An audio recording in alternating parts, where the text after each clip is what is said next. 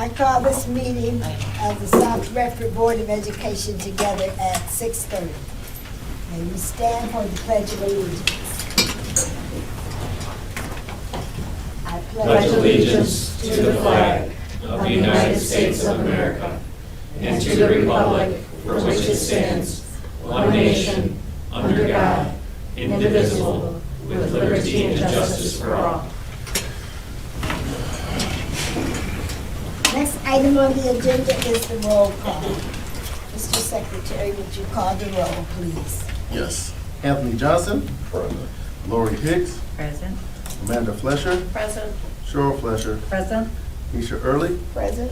Daniel Winston. Present. Shirley Tolliver. Present.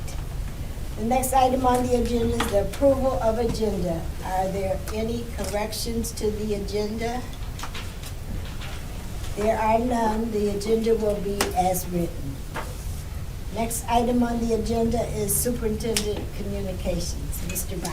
Thank you, Madam President. Special thanks are in order to Fisher Elementary School teacher, Mr. Michael Kanda, for his continued annual efforts in partnering with the Knights of Columbus. And so thanks to his efforts in this partnership, we once again will be providing winter jackets to South Redford students that are in need. And because of Mr. Kanda's continued efforts over the course of the past handful of years, we have provided over 500 winter jackets to South Redford students that are in need, which also coincides well with today's weather. That's all right. Join us here this season. And with that, Madam President, that concludes my communication this evening. Next item on the agenda is the board communication. Are there any?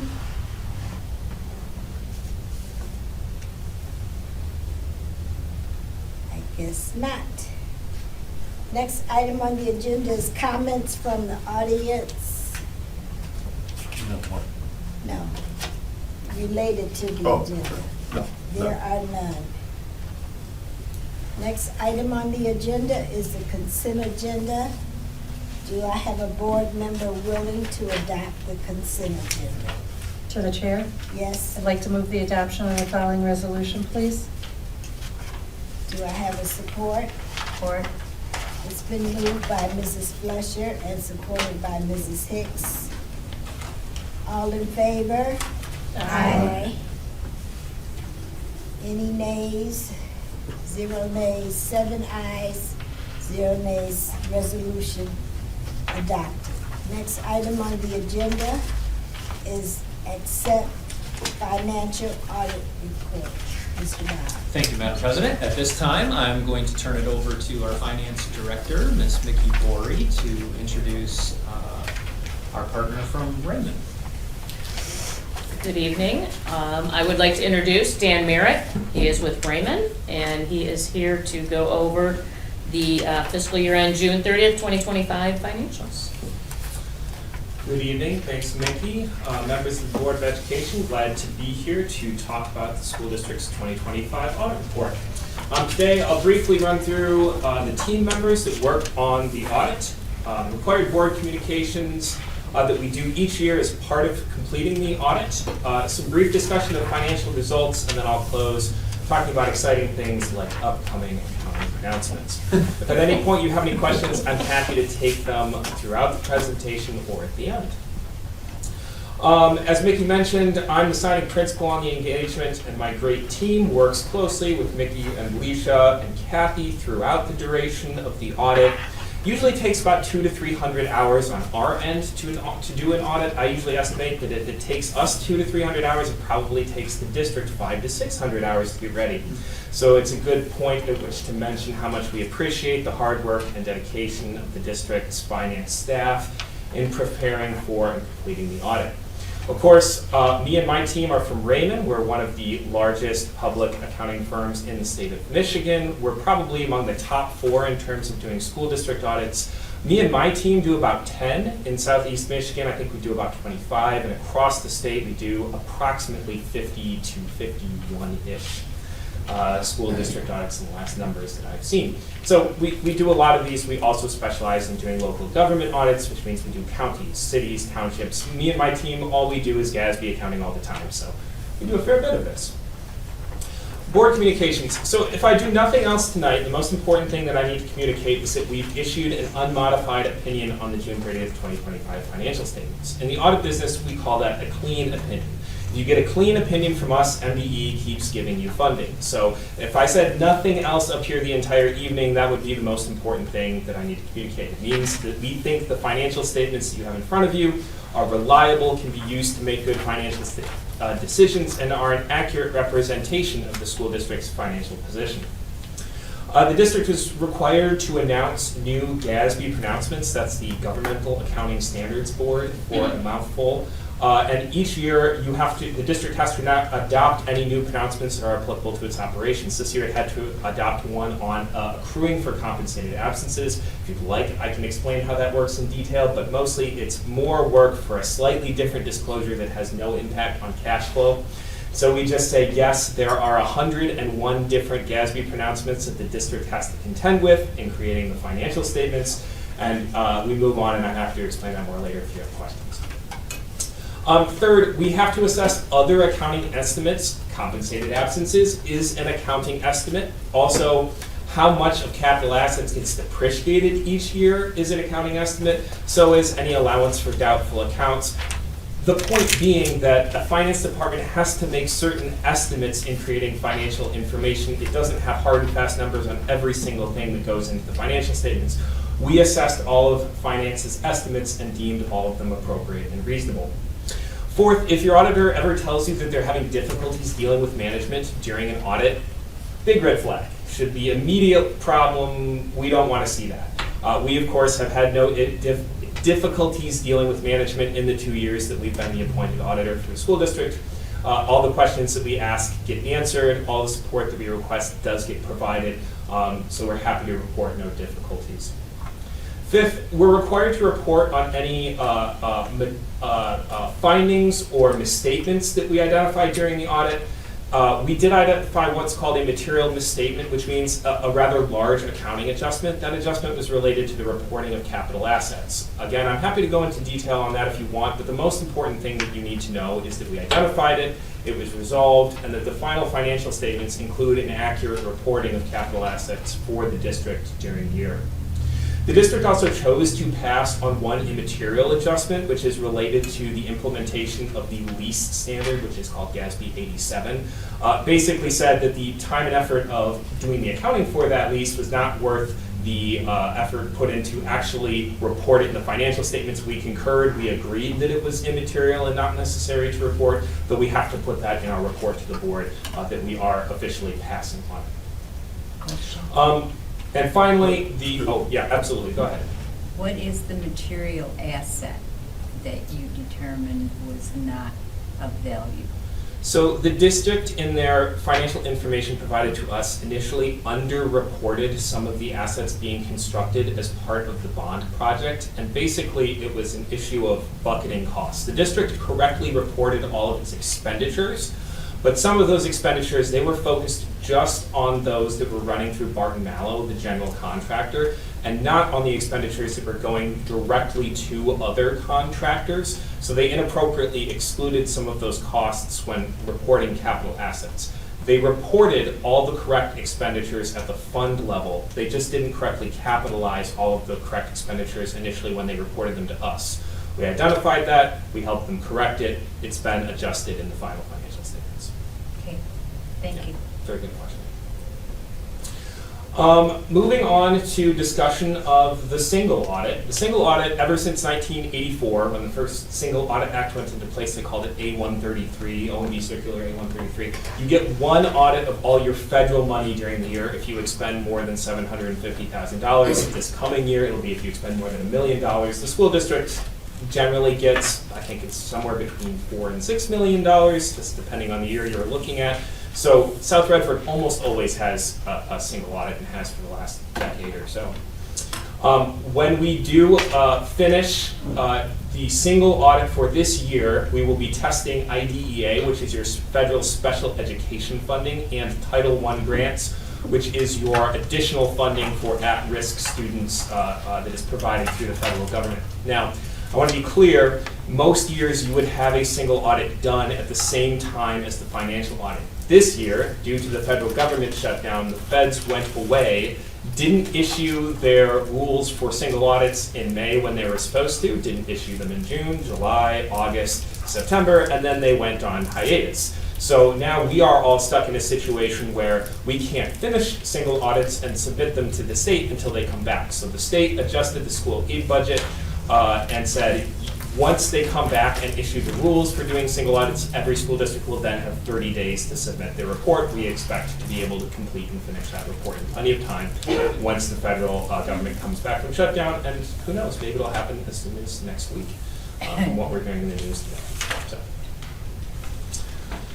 All right, now we get into some brief discussion of financial results. So this is just a very high-level overview of the fund results for the different funds. So I'll start in the middle with the capital projects funds. So you have two capital projects funds that were funded by bonds issued by the school district. The 2021 capital projects fund only has about $1.2, $1.3-ish million left in it, and the school district's going to spend down the rest of that money pretty quickly here in 25, 26 on required expenditures.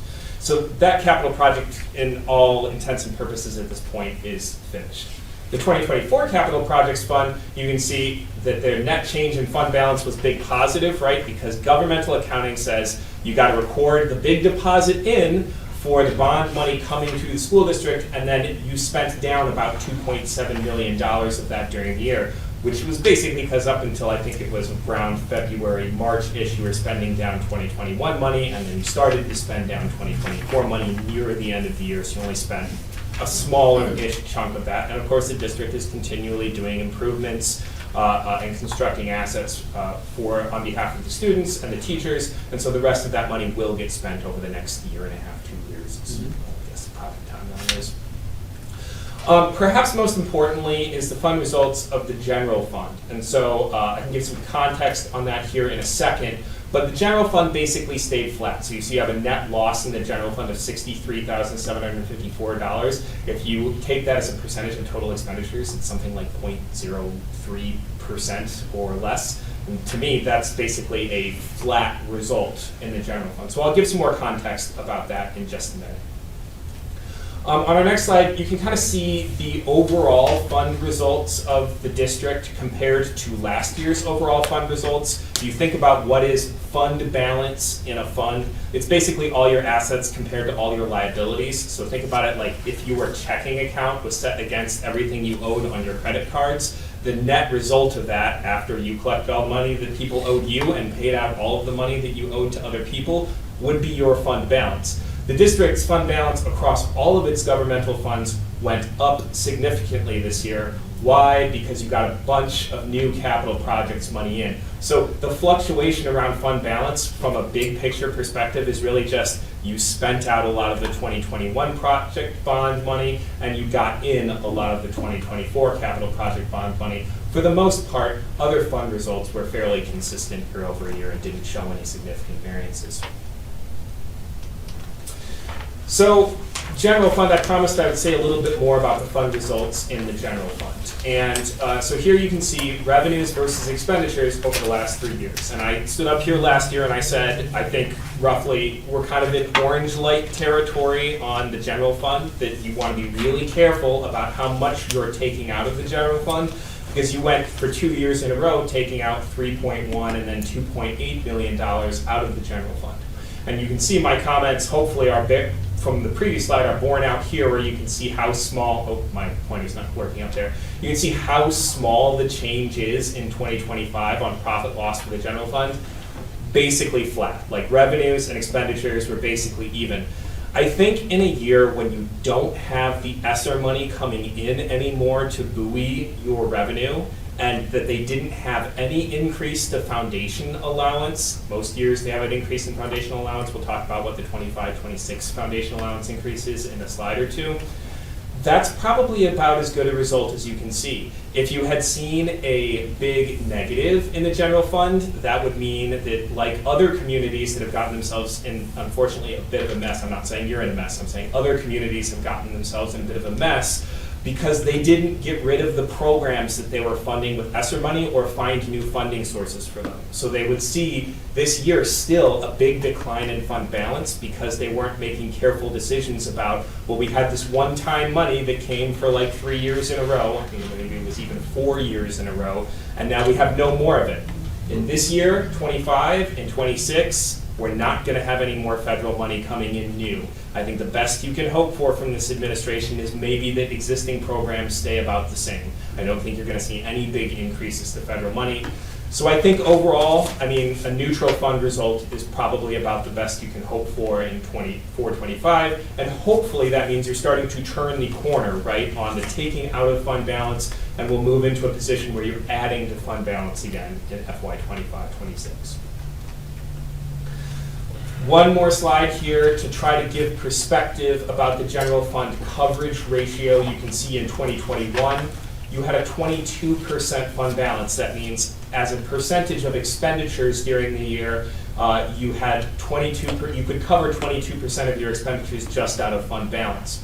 We're now down to about 9%, and again, holding at roughly exactly 9%. We'd like to see that percentage start to move up again next year as you make the turn in the corner around conservative budgeting. And what do we sort of hope for? We hope to see a sustainable fund balance somewhere between 10 and 15%. Between 10 to 15% usually means you have about 2 months, right? If you break down 2 months out of 12 months, that's about like 12, 13%. So staying in that 10 to 15% range on fund balance means that you could cover 2 months of expenditures with just what you had, let's call it, in the bank. That's my best way of putting that. That really reflects well for Michigan school districts because you have to go for 2 months without state aid every year. So if you want to minimize borrowing, keep your costs of borrowing down, you really have to be in that 10 to 15% range. Otherwise, you're going to end up having state aid notes, which is not a bad thing. It just is costly to the district to borrow that money.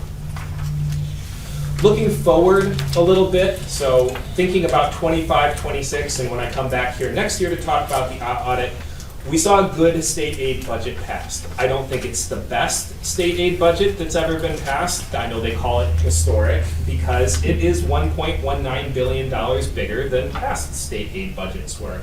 But as a per school district basis, I think it's going to be a good modest increase. It's a good year for school districts in the state budget. It's not a fantastic one, nor is it a terrible one. You saw they kicked up foundation allowance by $442 a pupil to $10,050 per pupil, which was $50 more than the governor was proposing per pupil. So that's good. We saw some weighted funding model increases across some of the categorical sections like at-risk, English learner, continuing technical education. ISDs are getting a little bit more money. Close, near, and dear to my heart, my mom's a special education teacher in Ann Arbor. I always like to see when they fund special education, especially at the state level, because so much of that is dependent on federal funding and which administration comes in and out. So when the state funds it, you have a little bit more security. So I think you saw a lot of good increases. There were some changes in other budget line items. One of the bigger changes was to MIPSers. They took away some of the funding for retirement. I think that broadly speaking, funding for pensions and retiree health for teachers and other folks in the plan at the state level is getting better. In the last 10 years, Michigan has done a great job of focusing around making sure that those pension liabilities, those massive numbers that are in the financial statements for how underfunded the state's liability is, have increased to the point in which retiree health is actually almost fully funded and pensions should get funded in the next 10 years. So if you're a school teacher, if you are someone in the MIPSers defined benefit plan, you should feel really good about what school districts and what the state has done in trying to contribute money towards your pensions to make sure that you are going to be funded for the rest of your lifetime after you retire from a school district position. So that, in my mind, is a really good thing. The funding around that fluctuates a little bit year over year. I'd say MSBO is a great resource for telling you what's going to happen with MIPSers and ORS. And finally, upcoming accounting pronouncements. We also call this more work for Mickey's team. Unfortunately, or fortunately, not a lot of excitement, Mickey, on the front for the next 2 years.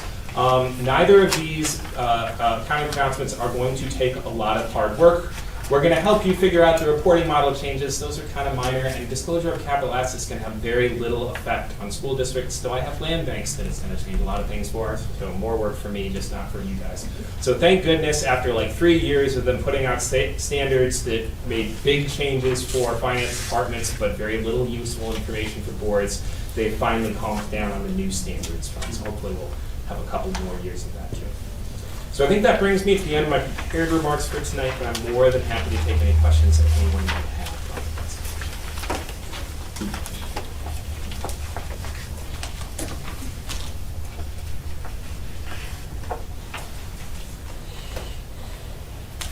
I guess there are none.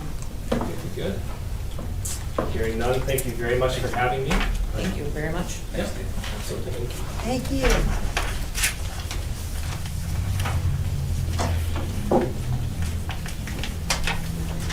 Next item on the agenda, discuss Thurston High School mechanical project part. To the chair, we have Yes. a resolution to move to Okay. accept our audit report. Yes, we do. Okay. Yep.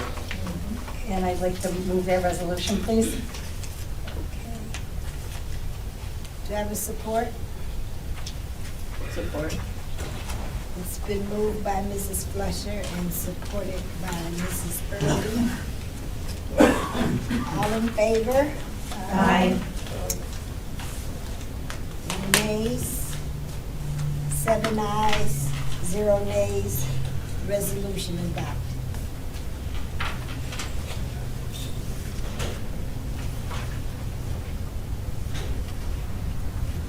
Next item on the agenda is discuss Thurston High School mechanical project part 1. Mr. Bauer. Thank you, Madam President. Speaking of the bond, we have reached the point in the bond schedule where the board will discuss the Thurston High School Mechanical Project, Part 1. We have several partners joining us here this evening from both Barton Mallow as well as from TMP Architecture. We have Kyra Copeland here from TMP Architecture. Additionally, we also have Mr. Chris Schneider from Barton Mallow who will be joining us moving forward. We also have Mr. Brent Bollinger here this evening as well. And to discuss with the board this evening, we have our very own Kelly Ferguson to talk with the board about the Thurston High School upcoming mechanical project. I will turn it over to Kelly.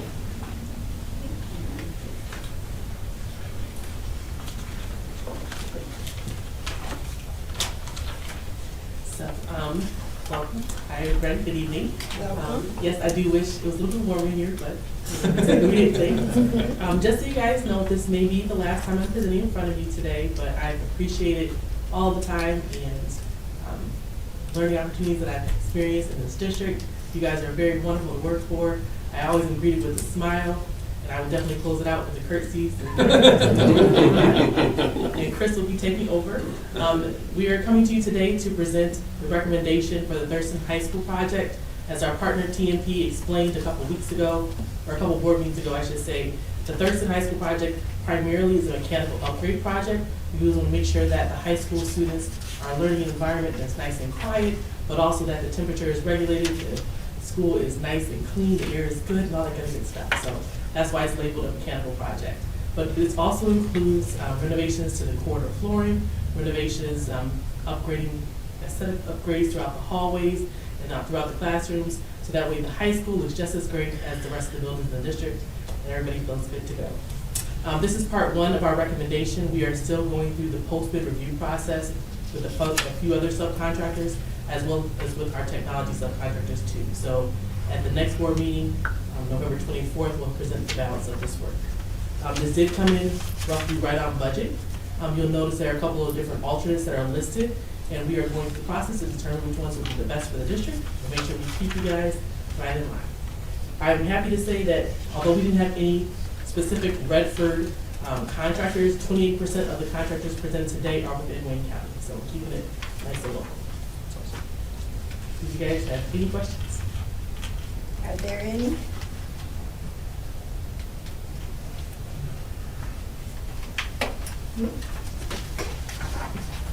Aw.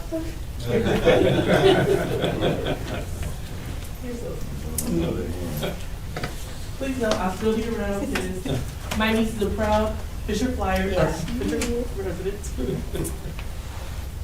Oh, On behalf of the South Redford Board of Education and the Board of Education and the school district, you have been such a fantastic person, and we have loved you, and we just appreciated you so much. And guess what?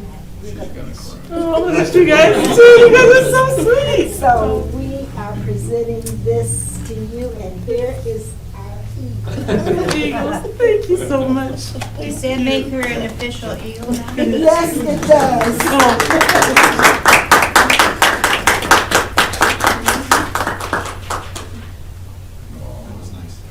It was wonderful. And as I promised.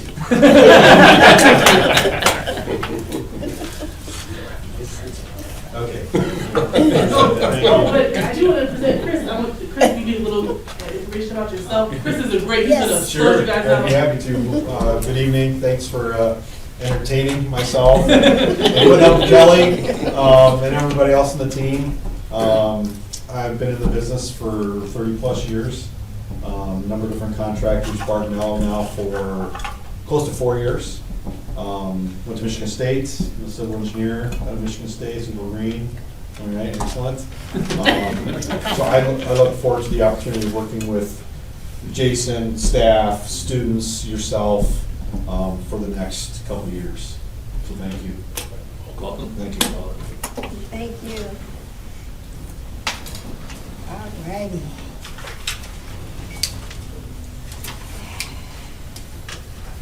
Next item on the agenda is consider board policy service provider. Mr. Bob. Thank you, Madam President. The board currently utilizes Neola for its board policy services. At the regular board meeting on September the 9th, 2025, the board heard from representatives from Miller Johnson Attorneys regarding its board policy services. At the regular Board of Education meeting on September 22nd, 2025, the board heard from representatives from Sherman Law Firm regarding its board policy services. The board discussed the selection of Miller Johnson Attorneys as the board's policy service provider at its October 27th, 2025 board meeting. Should the board choose to select Miller Johnson as its board policy service provider, it would also be my recommendation that the board also put Miller Johnson Attorneys on a legal retainer until the board's organizational meeting in July, when the district's legal firms are named. Madam President and members of the Board of Education, a resolution is attached for your consideration. Question. Yes, sir. So, I believe at the last meeting, we kind of went with Truman, correct? Or- No, No, Miller Miller. Johnson. Okay. I see. Never mind. You answered my question already. Thank you. Okay. Are there any more questions? Do I have a board member willing to adopt the resolution? To the chair, Yes. I'd like to move the adoption of the following resolution, please. Support. It's been moved by Mrs. Fletcher and supported by Mrs. Hicks. All in favor? Right. Are there any nays? 0 nays, 7 ayes. Resolution adopted. Miller Johnson will be our new policy retainer And provide. and provider, right, okay. Next item on the agenda is comments from the audience, topics not related to the agenda. Got one, Yes. Ms. Tori Cooper. Yeah, come up to the podium. I have to read a quick spiel before you get going, so just give me 1 second. The board welcomes comments from the public and values the input our stakeholders bring to the table. The president respectfully reminds all of us this is not a forum for debate. The board may choose to ask clarifying questions regarding an expressed concern, but will not respond to the concern at the meeting. You can expect a timely response from the appropriate individual. Personal matters cannot and will not be discussed in this forum. So if you can please state your name, your affiliation with the district. Good evening, my name is Tori Cooper. My son is currently a student at Pierce Middle School. He is in 7th grade. I'm sorry, can you speak up? I'm having a hard time hearing. I'm sorry, my name is Tori Cooper. My son is currently a 7th grader at Pierce Middle School. One of the topics that I wanted to discuss that I have an issue with is homework. There seems to not be any. I do understand that at the beginning of the year, we have these opportunities to meet with the teachers and understand the objective of each classroom and what they will be covering for that year. When homework seems to come up, I often get the same remarks such as they don't want to give too much to the kids and they want to make it easier on them. Also, because of the resources that they may or may not have as far as at home. Which I do understand, but also I feel like it is kind of a setup for failure because as these are young kids preparing to go into high school, they will have homework in all of their classes, if, you know, not some days, every day. So I feel like this is kind of a false pretense. Once I put my 8 hours in, then I'm free, and I think we can all relate to just because we may not be at work or we're no longer on the clock, there are still things that need to be done in order to get things done and put our best foot forward to get ahead of the workload. I did get this also last year. He was in 6th grade, and I feel like I was more accepting of those remarks because it is an adjustment. Again, he's coming out of elementary, going into middle school, so it is an adjustment. You are coming from one classroom to going into 6 to 7 to even 8, sometimes different classrooms. So I understand that, but now seeing as though this is the 2nd year and we're almost halfway through middle school, I don't see any changes, and it's kind of like scaring me because that is no way to prepare a kid for what will be to come, which is a ton of work. And hopefully if they decide to go further in college, you know, that's even more. And it also doesn't create good study habits. If I feel like, once I'm done here, that's kind of it. And I do understand that some teachers tell me, I do give them things and if they don't finish it in the classroom, then they are expected to finish it at home. But it still seems that most of the work is tailored just for inside the classroom. My second topic is tutoring. Unbeknownst to me, there really doesn't seem to be offered that much. I think aside from his electives, he has 6 core classes. Only one of the teacher has been very vocal about tutoring, which is his math, thank God, because that is one of the main things. But outside of that, the tutoring that seems to be pushed the most are for students that are in the Eagles Honor Society, which is a little backwards to me because these are kids that's shown that they persevere and they really, you know, understand the work and they can get ahead or are ahead a little bit. But for the kids that are not there or may need that extra help, it doesn't seem the resources are there or talked about enough.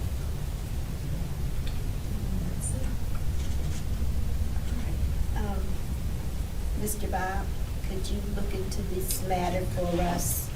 And Mrs. Cooper, Mr. Bob will get back with you after he looks into this. Okay. Yes, absolutely. Thank you. Thank you. Shirley, can we also have Mr. Bob report back to us? Yes. And let us know. Thank you. You got it. Next item on the agenda, Plus Delta 4 improvement. Mr. Bobby Moore. Yes. What processes supported the board's work in its endeavors this evening?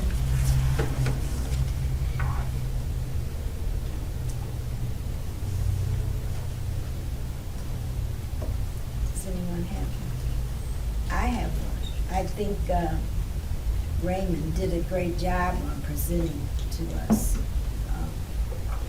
I think I was able to understand it.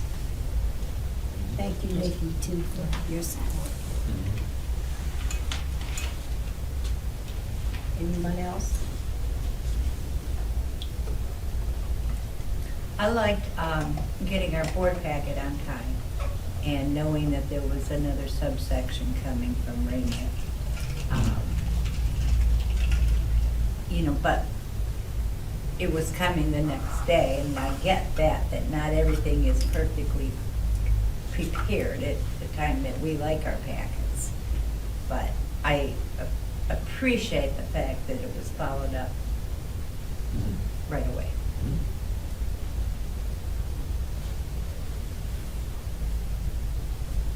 Opportunities for improvement?